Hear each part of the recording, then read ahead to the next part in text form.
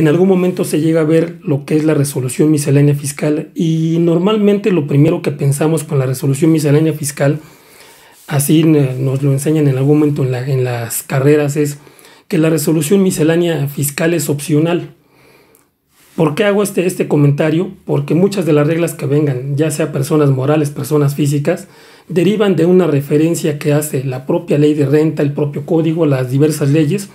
a cumplir ciertas reglas de carácter general. Y entonces ahí entramos a una discusión de algo que se conoce en la doctrina como cláusula habilitante, que ha superado desde hace ya varios años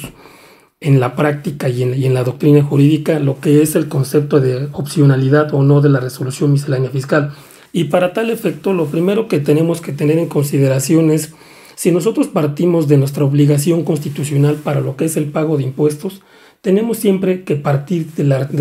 artículo 31, fracción cuarta constitucional.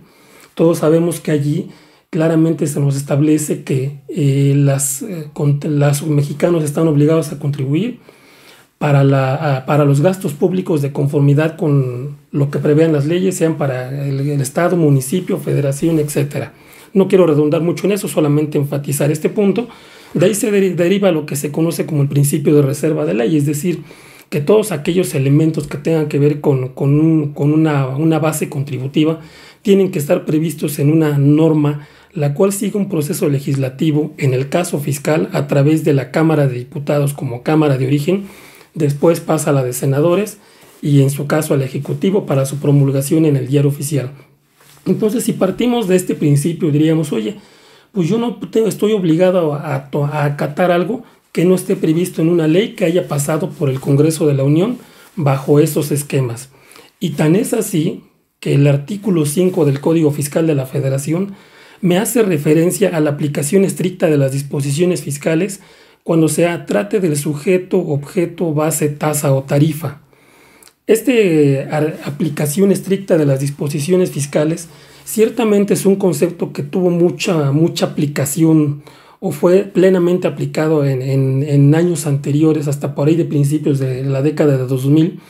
donde veíamos que los contribuyentes, cuando tenían alguna situación en la cual se apegaban al texto de la ley, dice, oye, es que la ley dice esto, aplicaban literalmente lo que establecía la ley, y cuando llegaban a una revisión con la autoridad y tenían que ir a lo que era en ese entonces el juicio de nulidad, hoy juicio contencioso administrativo o juicio de amparo,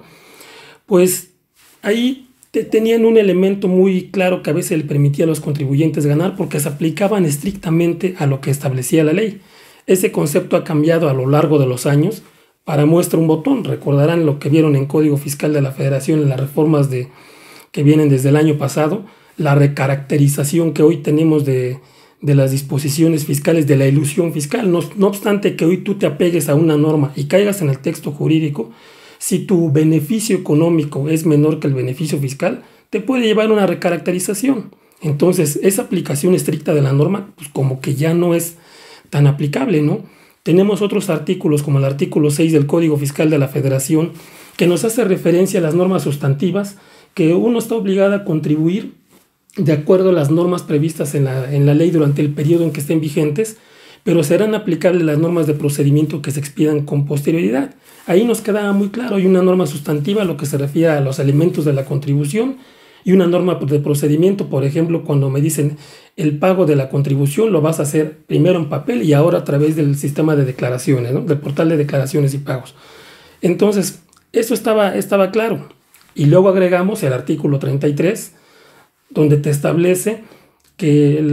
para el mejor ejercicio de las facultades de las autoridades fiscales, pues estas establecerán las disposiciones administrativas, las cuales pues no te van a prever obligaciones distintas a las que están establecidas en la ley, pero cuando se publiquen en las mismas te pueden originar algún derecho. Entonces mencionábamos aquí que en este sentido pues decíamos, oye, pues si el artículo 33 es muy claro, me señala que no me puede crear obligaciones diversas, pero sí derechos cuando se publiquen en el Diario Oficial. Y de ahí deriva mucho la interpretación, donde tradicionalmente se menciona que no puede haber algo que te establezca en el miscelánea que te imponga una obligación diferente a la que te establece la legislación fiscal. Pero hemos visto en la práctica y ya para cerrar este punto, desde hace años que las disposiciones fiscales, cuando han sido reformadas o modificadas, se le ha metido algo que se conoce una cláusula habilitante, que todos le hemos visto, aunque quizá el nombre no lo tengamos identificado como tal. Un ejemplo, Código Fiscal de la Federación, cuando te señala que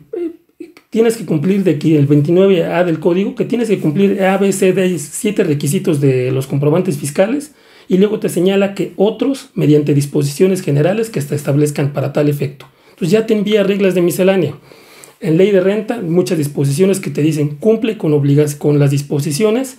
que establezca mediante reglas de carácter general. Esto llevado a la práctica, ¿qué es lo que ha pasado? Y lo hemos visto en diversos casos que se han tenido que llevar a tribunales,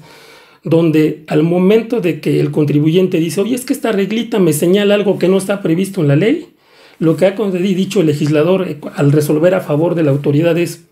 que te encuentras ante la presencia de una cláusula habilitante. Y esa cláusula habilitante es que la propia ley,